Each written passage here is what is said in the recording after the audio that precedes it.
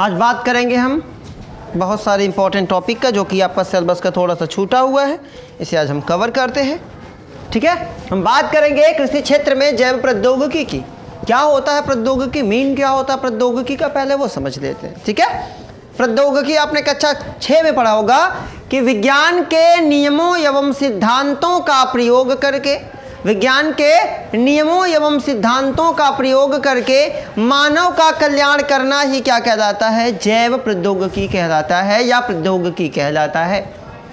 ठीक है, मतलब विज्ञान जो बातें कह रहा है, विज्ञान के नियम, उनके जो नियम हैं, जो सिद्धांत हैं, उन्हें फॉलो करके, है ना, उनका इस्तेमाल करना अपने दैनिक जीवन में क्या कहलाता है, प्रौद्योगिकी कहलाता है। मानव का कल्याण करना, कल्याण का मतलब उदाहरण के तौर पे समझिए, जैसे हम मान लेते हैं कि खेती करना, पहले हम बैल से खेती करते थे, तो विज्ञान ने हमें ट्रैक्टर बना के दिया।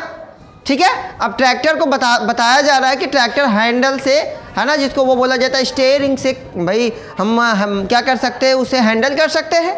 लेकिन अगर आप वो नहीं, आप पहिए से हैंडल करना चाहें तो होगा। हम विज्ञान के नियम को मान रहे हैं, नहीं मान रहे हैं। हम यहाँ पहिया पकड़ के घुमाएं, भैया इधर इधर जो दबाएंगे, इसे नहीं, हम इससे नहीं करेंगे, स्टीयरिंग से हमारा कोई लेना देना नहीं है। विज्ञान के नियम सिद्धांतों का, ठीक है, पालन करते हुए मानव का कल्याण करना। मानव का कल्याण का मतलब खेती आसानी से आसान हो गई कि नहीं, खेती आसान होगी। अगर भाई बैल होता तो बैल से खेती करने में महीने लग जाते थे। खेती करने में 1 बीघा खेत, एक ट्रैक्टर जाएगा, आधा घंटा 15 मिनट में जोत के चला आएगा। कल्याण हुआ कि नहीं हुआ मानव का? तो विज्ञान के नियमों एवं सिद्धांतों का प्रयोग करके मानव का कल्याण करना ही प्रौद्योगिकी कहलाता है। उसी सार में हम पढ़ेंगे कृषि क्षेत्र में जैव प्रौद्योगिकी कैसे आई। समझ रहे? तो आप जानते हैं, जब मैंने आपको फसल सुधार पढ़ाया था, उसमें मैंने बताया था कि जो पौधे होते थे उनके किस्मों में कुछ तकलीफ़ें हुआ करती थी, कुछ समस्याएं हुआ करती थी, जिसको वैज्ञानिकों ने क्या कर दिया, दूर कर दिया। तो कृषि के क्षेत्र में प्रौद्योगिकी क्या कहलाएगी, जैव प्रौद्योगिकी। पॉइंट समझना, प्रौद्योगिकी होता क्या है कि विज्ञान के नियमों एवं सिद्धांतों का प्रयोग करके मानव का कल्याण करना क्या कहलाता था, जो प्रौद्योगिकी कहलाता था।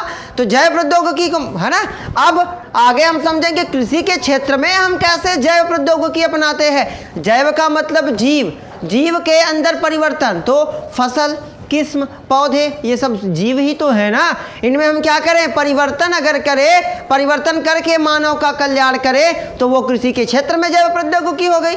किसान के लिए अगर हम कोई परिवर्तन करते हैं उसके पौधे में, तो वो क्या हो गई, कृषि के क्षेत्र में जैव प्रौद्योगिकी हुई कि नहीं हुई, हो गई। अब हम समझते हैं क्या क्या विज्ञान ने कृषक को दिया या खेती के क्षेत्र में दिया। तो पहला, पोषण की क्षमता। मैंने आपको फसल सुधार वाले वीडियो में बताया था कि जो फसलें होती हैं, कुछ फसलें ऐसे होती हैं जिसमें पोषक तत्वों की कमी होती है। तो विज्ञान ने क्या किया कि ऐसे जीन का निर्माण किया या ऐसे किस्म, ऐसे पौधे का निर्माण किया जिसमें पोषक तत्वों की मात्रा बहुत ज़्यादा थी। अब उसका सेवन हम करेंगे, उसे हम खाएंगे, तो जाहिर सी बात है हमें जब संतुलित आहार मिलेगा तो हमारे शरीर का सही तरीके से क्या होगा, विकास होगा। क्योंकि एक संतुलित शरीर में या स्वस्थ शरीर में ही स्वस्थ मस्तिष्क का निर्माण होता है। अगर आपका शरीर स्वस्थ होगा तो स्वस्थ कहाँ से होगा, जब हम स्वस्थ संतुलित भोजन करेंगे। संतुलित भोजन मिलेगा कहाँ से, जब पौधा कैसा होगा, पोषण से भरा पूरा होगा। पौधा ही जिस चीज़ को हम खा रहे हैं, हम गेहूँ, चना, चावल, दाल वगैरह जो खा रहे हैं, अगर उसमें पोषण की मात्रा जितनी मात्रा होनी चाहिए एक्चुअल में, वास्तविकता में, अगर वो नहीं है तो खाने का कोई मतलब है नहीं है। तो वैज्ञानिकों ने क्या किया कि ऐसे पौधे का निर्माण किया, ऐसे किस्म के बीज का निर्माण किया जिसमें पोषक तत्वों की मात्रा प्रचुर थी। समझ गए? अगला टॉपिक समझते हैं, प्रतिरोधकता। प्रतिरोधकता का मतलब इम्यूनिटी सिस्टम, हमारे शरीर में भी प्रतिरोधकता है। प्रतिरोधकता का मतलब रोगों से लड़ने की क्षमता। मैंने आपको बताया ना कि हमारे अंदर या सभी जीवों के अंदर रोगों से लड़ने की क्षमता होती है। कुछ ऐसे पौधे होते हैं, जैसे जंगली पौधे जो होते हैं, उनमें रोगों से लड़ने की बहुत ज़्यादा क्षमता होती है, इसीलिए वह अस्तित्व में लंबे समय तक बने रहते हैं। लेकिन कुछ पौधे ऐसे होते हैं जो कम समय में ही छीड़ हो जाते हैं, नष्ट हो जाते हैं। क्यों नष्ट हो जाते हैं? क्योंकि उनमें रोग से लड़ने की क्षमता नहीं है। अरे भाई दो पहलवान है, एक मजबूत पहलवान एक कमज़ोर पहलवान, है ना। मजबूत वाला उठाएगा, ये पहलवान को यहाँ तोड़ेगा, मुरैर के जेब में रख के लेके चल देगा। क्यों? क्योंकि उसके अंदर इम्यूनिटी सिस्टम बहुत ज़्यादा है, मतलब वो बहुत स्ट्रांग है। तो वे पौधे जिनमें प्रतिरोधकता या इम्यूनिटी सिस्टम ज़्यादा होगा वो लंबे समय तक जीवित रहेंगे, समझ रहे हैं, मतलब सूखा बाढ़ आदि से वो बचे रहेंगे। लेकिन जिन पौधों में ये नहीं होगा उनका अस्तित्व क्या हो जाएगा? समाप्त हो जाएगा। अब कोई किसान है जो ऐसे पौधे का रोपाई किया है या ऐसे पौधे लगाए हैं जो क्या करना, जो जिसके अंदर प्रतिरोधकता की क्षमता कम हो, तो क्या होगा? इन फ्यूचर कुछ समय के बाद वो पौधे क्या हो जाएंगे? नष्ट हो जाएंगे। 4 महीने की फसल है, 2 महीने में बारिश हो गई, वो पौधे नष्ट हो गए, तो किसान को नुकसान हुआ कि नहीं हुआ? तो उसे में सुधार करने के लिए वैज्ञानिकों ने क्या किया कि ऐसे पौधे की उत्पत्ति की या उसके जीन में बदलाव करके ऐसे पौधे का निर्माण किया जिसमें पोषण की क्षमता बहुत ज़्यादा थी, साथ ही साथ उसमें रोग से लड़ने की क्षमता भी डेवलप की गई, विकसित की गई। क्लियर वो पॉइंट? अगला टॉपिक समझते हैं। विशेष तकनीक के द्वारा अगुणित पौधे तैयार करना। विज्ञान के द्वारा ही ये संभव हो सकता है कि अगुणित वह पौधा, अगुणित क्या होता है, द्विगुणित क्या होता है, ये इसका वीडियो बना हुआ है, आप उसको देख सकते हैं। फिलहाल मैं आपको लाइटली समझा देता हूँ। जब किसी पौधे के अंदर 2 जीनों के लक्षण पाए जाए, 2 जीवों के लक्षण पाए जाए तो वह द्विगुणित होता है, और जब अकेला होता है तो उसे बोलते हैं अगुणित। समझ गए? तो विशेष तकनीक के द्वारा अगुणित पौधे क्या करना, तैयार करना, ये किसके द्वारा संभव है? तो ये संभव है विज्ञान की वजह से या साइंस की वजह से। अगला टॉपिक समझते हैं, जैव उर्वरकों की खोज। उर्वरक खाद का वीडियो बना है, मैंने आपको उसमें बताया था उर्वरक क्या होता है, खाद क्या होता है। तो खाद जैविक पदार्थों के अपघटन से प्राप्त होती है, जबकि उर्वरक क्या होता है, रासायनिक क्रियाओं के फलस्वरूप बनता है, यानी कि ये कृत्रिम होता है। जो जैव उर्वरक है वो कृत्रिम होता है, यानी कि कई पदार्थों, कई तत्वों का रिएक्शन करवा के, है ना, रासायनिक क्रिया करा के हम उर्वरक प्राप्त करते हैं। तो रासायनिक क्रिया करवाने का मतलब वो कौन करवाएगा? वो साइंस की ही तो देन है। साइंस की वजह से ही तो हमें आज उर्वरक उपलब्ध हैं। भाई जब पौधों को पोषक तत्वों की जितनी ज़रूरत होती है, अगर वो खाद पूरा नहीं कर पाती, मृदा पूरा नहीं कर पाती, तो हम उर्वरकों का छिड़काव करके उसके पोषक तत्वों की पूर्ति करते हैं, ताकि पौधा आसानी से डेवलप हो सके, ताकि हमें पोषक तत्वों की कमी ना हो। भाई अगर पौधे के अंदर पोषक तत्व भरपूर मात्रा में होंगे, प्रचुर मात्रा में होंगे, तो उनका भक्षण हम करेंगे, हम उसका सेवन करेंगे, तो हमारे शरीर में भी पोषक तत्वों की कमी नहीं होगी और हम स्वस्थ रहेंगे, हष्ट पुष्ट भरे पूरे रहेंगे। समझ गए? अगला टॉपिक, ठीक है, झूम खेती। ये इंपॉर्टेंट है, 3 नंबर का क्वेश्चन बन के आता है। क्या होता है झूम खेती? देखिए झूम खेती क्या होता है, जैसे आपके पास, इसे एक आम लहजे में या आम बोलचाल की भाषा में कहे तो ये होती है अस्थाई खेती। क्या होती है ये खेती? तो ऐसी खेती जैसे हम लोग क्या है, हम लोग ऐसे किसान हैं जो हमारी भूमि तय है, ये मेरा खेत है, ये उनका खेत है, ये फलाना का है, ये ढिकाना का खेत है, सबका खेत मालूम है ना। सीजन आएगा, अपना खेत जोतेंगे, बोएंगे, काटेंगे, फिर अगली बार फिर फसल बोएंगे, ऐसे करते रहेंगे। लेकिन कुछ ऐसे किसान भी होते हैं, कुछ ऐसी जातियां होती हैं जो जिनकी खेती अस्थाई नहीं होती, उनके पास खाद नहीं होता, उनके पास उर्वरक नहीं होता। कैसे करते हैं वो खेती? वो खेती इस प्रकार से करते हैं कि वो किसी जंगल में जाते हैं।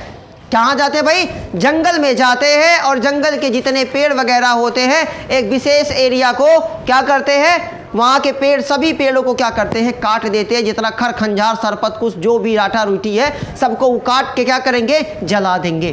क्या कर देंगे? जला देंगे। और जलाने के बाद क्या होगा? जलाने के बाद क्या मिलेगी हमें? राख मिलेगी। क्या मिलेगी? राख मिलेगी। उसी राख को वो उर्वरक के रूप में, यानी कि खाद के रूप में इस्तेमाल करते हैं और वहाँ जुताई बुवाई करते हैं।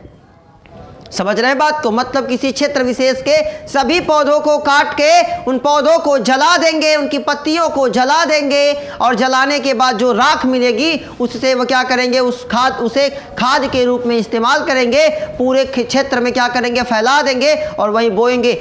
तब तक बोएंगे जब तक कि उस राख की मात्रा, यानी कि जब तक कि उस मिट्टी में उर्वरा शक्ति रहे। मतलब राख से कितना उर्वरा शक्ति मिलेगी ज़मीन को, भूमि को कितना उर्वरा शक्ति मिलेगी, जितना मिलेगी उतने दिन तक वो उत्पादन करेगी। और जैसे उन्हें लगेगा कि अब इस मिट्टी में उर्वरा शक्ति कमज़ोर हो गई है, वहाँ से फिर अपना थरिया लोटा उठाएंगे, फिर कहीं अगली जगह पे जाएंगे। समझ रहे बात को? मतलब वहाँ पे जब तक उर्वरा शक्ति उस जमीन के अंदर, भूमि के अंदर रहेगी, तब तक वो क्या करेंगे, तब तक वहाँ खेती करेंगे। लेकिन जैसे ही उत्पादन कम होने लगेगा, उन्हें पता चल जाएगा कि अब यहाँ की भूमि की उर्वरा शक्ति कम हो रही है, चुपचाप भाई क्या करेंगे, वहाँ से विस्थापित हो जाएंगे, वहाँ से पलायन कर जाएंगे और किसी दूसरी जगह जाएंगे। फिर वहाँ के पौधों को काटेंगे और वहाँ पे जाके फिर क्या करेंगे, फिर वैसे ही जलाएंगे। ठीक है, जलाएंगे, फिर राख मिलेगा, फिर खेती करेंगे, फिर वहाँ से जाएंगे। ऐसे करते करते वो खेती करते हैं। तो इस प्रकार की खेती को क्या बोलते हैं, झूम खेती के नाम से हम जानते हैं। पॉइंट क्लियर हुआ बेटा? अगला टॉपिक समझते हैं, संकटग्रस्त प्रजातियाँ। क्या होता है संकटग्रस्त प्रजातियाँ? कुछ हमारे आसपास देखिए, मानव ऐसा स्वार्थी प्राणी है, वो अपने प्रॉफिट के लिए हर जीव के साथ क्या कर रहा है, खिलवाड़ कर रहा है। कैसे कर रहा है? जैसे हाथी के दांत बहुत महंगे बिकते हैं, तो हाथी को मार के उसके दांत निकाल के ले जाके बेचा जा रहा है। हिरण का चमड़ा वो महंगा बिकता है, उसे काट के बेचा जा रहा है। समझ रहे हैं कि नहीं समझ रहे हैं? तो कुछ ऐसी जातियां हैं, कुछ ऐसे जीव हैं जो बहुत महंगे बिकते हैं, समझ रहे, करोड़ों अरबों में बिकते हैं। उनका क्या किया जाता है, व्यापार किया जाता है। तो कुछ ऐसी वे जातियां जो लगभग, देखिए जातियां ऐसे दो, एक होता है विलुप्त, एक होता है संकटग्रस्त। वे जातियां जिनकी मात्रा या जो वातावरण से या पृथ्वी से धीरे धीरे नष्ट हो रहे हैं, उन्हें हम बोलेंगे संकटग्रस्त प्रजातियां। वे संकटग्रस्त का मतलब वे जातियां जो खत्म होने वाली हैं, समाप्त होने वाली है, या यूँ कहें उनकी कुछ ही जातियां अभी बची हुई हैं। जैसे काला हिरण संकटग्रस्त, डायनासोर विलुप्त, गिद्ध वगैरह देख रहे हैं संकटग्रस्त। काला वाला कौवा हमारे एरिया में दिखता था, वो क्या है, संकटग्रस्त। बाज, चील, ये सब संकटग्रस्त की कैटेगरी में आ गए। वे जातियां जिनका अस्तित्व धीरे धीरे समाप्त होने वाला है, उसे क्या बोलेंगे, संकटग्रस्त प्रजातियां। इसके लिए सरकार करती है कुछ योजनाएं। मैं आपको बताया था स्वास्थाने उत्स्थाने। स्वास्थाने क्या होता है, उत्स्थाने क्या होता है, पॉइंट समझ लेंगे, थोड़ा सा छोटा सा पॉइंट है।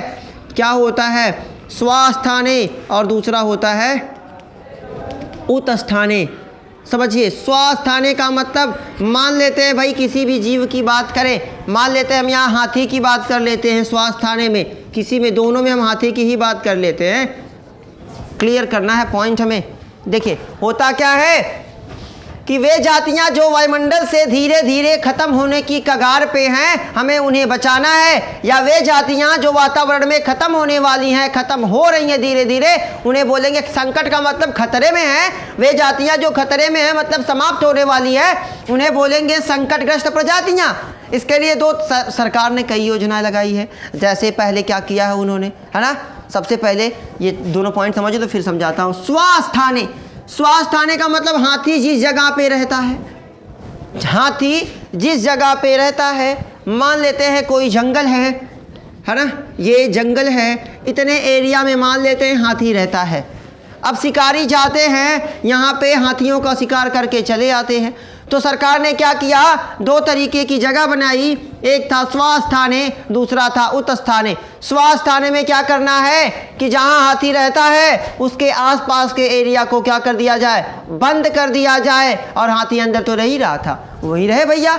मतलब किसी जीव को जिंदा रहने के लिए जो वातावरण चाहिए, वो जहाँ रह रहा है उसे चारों तरफ बाउंड्री मार दो, ऊंची ऊंची मार दो, ना शिकारी आएंगे और ना शिकार करके जा पाएंगे। दूसरा होता था उत्स्थाने, भैया अगर इसके बाद भी अगर हमने स्वास्थाने कर दिया, हमने इस हाथी को इसके अंदर सुरक्षित कर दिया, भाई हमें छेड़छाड़ नहीं करना, यहाँ नहीं कि शेर और को सबको निकाल दे, जैसा था वैसे ही रहने दे। केवल कुछ एरिया ना, कई 100 मीटर किलोमीटर के अंदर क्या कर दिया जाए, उसको बाउंडेशन कर दिया जाए कि इसके अंदर किसी को जाना नहीं है। देख, अगर मिल जाने के बाद गोली मार देंगे, फिर भी शिकार रुका नहीं, तो नहीं रुकता। तो फिर क्या करती हैं सरकारें, उत्स्थाने, जैसे आप कहते हैं चिड़ियाघर वगैरह, चिड़ियाघर वगैरह ये क्या है, उच्च स्थानीय की कैटेगरी में आता है। तब वहाँ से जीवों को, जंगली जानवरों को वहाँ से निकाला जाता है और किसी सुरक्षित जगह पे क्या कर दिया जाता है, उन जंगली जानवरों को रख दिया जाता है। जब किसी जानवर को कहीं से उठा के, या यूँ कहे आम बोलचाल की भाषा में नहीं कहते शिफ्ट, मैं यहाँ से शिफ्ट हो रहा हूँ वहाँ, मैं यहाँ से वहाँ जा रहा हूँ, मैं यहाँ से वहाँ जा रहा हूँ, तो यहाँ से जंगली जानवरों को उठाना या उन जंतुओं को जो संकटग्रस्त हैं उठा के किसी सुरक्षित जगह रखना, तो उस सुरक्षित जगह को हम क्या बोलते हैं, उच्च स्थानीय। स्वास्थाने उसी एरिया में उसे सुरक्षा प्रदान करना। उच्च स्थाने में किसी जीव को उठा के ले जाके कहीं सुरक्षित जगह पे रखना, और सुरक्षित जगह पे रखने के साथ साथ उसे अनुकूल वातावरण, मतलब जिस वातावरण की उसे जब आवश्यकता है या फिर ज़रूरत है उसे वही देना। ये नहीं कि हाथी को गर्मी पसंद नहीं तो पूरा गर्मी लगा दूँ, हाँ है ना, वहाँ गर्म हो रहा है, नहीं, उसे जैसा वातावरण चाहिए वैसा वातावरण देना, वो उच्च स्थान है, और उसी जगह पे उसे सुरक्षित कर देना, वो क्या कहलाता है, स्वास्थान है। ठीक है, एक इंपॉर्टेंट पॉइंट है आपकी परीक्षा के दृष्टिकोण से, वो है डीएनए फिंगरप्रिंटिंग। क्या होता है डीएनए फिंगरप्रिंटिंग? आपसे परीक्षा में पूछेगा कि डीएनए फिंगरप्रिंटिंग किसे कहते हैं, तो इसकी खोज किसने किया था? इसकी खोज किया था एलेक जेफ्रे ने। किसने किया था? एलेक जेफ्रे ने। किसने किया था बेटा? एलेक जेफ्रे ने किया था। आपकी जानकारी के लिए बता दूं, डीएनए फिंगरप्रिंटिंग का मतलब क्या होता है, क्यों जरूरत पड़ी इसकी, तो एलेक जेफ्रे ने इसकी खोज किया था।